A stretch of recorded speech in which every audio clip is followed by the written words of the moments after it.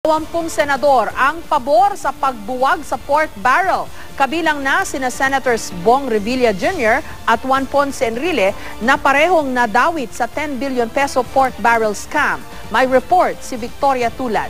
Lahat tayo ayaw ng may daga sa loob ng bahay natin. Dati nang naghain ng resolusyon sina Senator Cheese Escudero at Alan Peter Cayetano para isulong ang pagbuwag sa pork barrel. Kabilang din sa mga pabor na i-abolish na ang PDAF ay sina Grace Poe, JV Ejercito, Coco Pimentel, Franklin Drilon, Tito Soto, Ralph Recto, Chofisto Gingona III, Bam Aquino, Pia Cayetano, Loren Legarda, Sunny Trillanes, Bongbong Marcos, Nancy Binay, Juan Ponce Enrile at Bong Revilla Jr. Tatlo naman sa 20 pabor sa pagbasura ng PDAF, naniniwalang dapat itong dumaan sa gradual phase-out o dahan-dahang pag-alis ng pork barrel. Sila ay sina Sunny Angara, Gringo Honasan at Miriam Defensor Santiago. Ayon kay Senator Revilla na kabilang sa nadadawit sa 10 billion peso pork barrel scam, makakatulong daw ang pag-abolish sa pork barrel para maiwasan na ang pagdungis sa imahe ng lehislatura.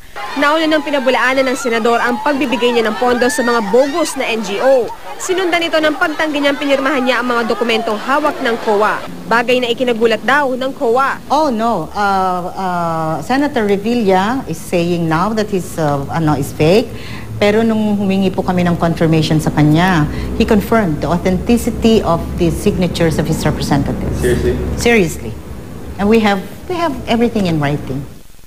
Sa ipinadalang text message ng abogado ni Revilla na si Attorney Joel Bodegon, nilinaw niyang hindi raw nila sinasabing pineke ang pirma ng senador. Nauna na raw nilang ipinasuri ang mga lagdas sa dokumento bago pa man nailabas ang COA report. Nang tanungin naman namin ang senador kaugnay nito, matipid ang kanyang naging tugon. Basta okay yung naging move ng Pangulo. Nadadawit din sa naturang scam si Senator Juan Ponce Enrile at kung siya raw ang tatanungin, kung tatanggalin ang pork barrel, dapat tanggalin ito ng buo. We should not only look at scrapping the PDAF, but include the various pork barrel and or lump sum appropriations of all departments of government under the GAA as well. Handa umanong humarap si Enrile sa investigasyon ng Senate Blue Ribbon Committee na magsisimula sa susunod na linggo. At kung mapapatunayan daw ang mga alegasyon, handa raw siyang isuko ang kanyang mga ari-arian.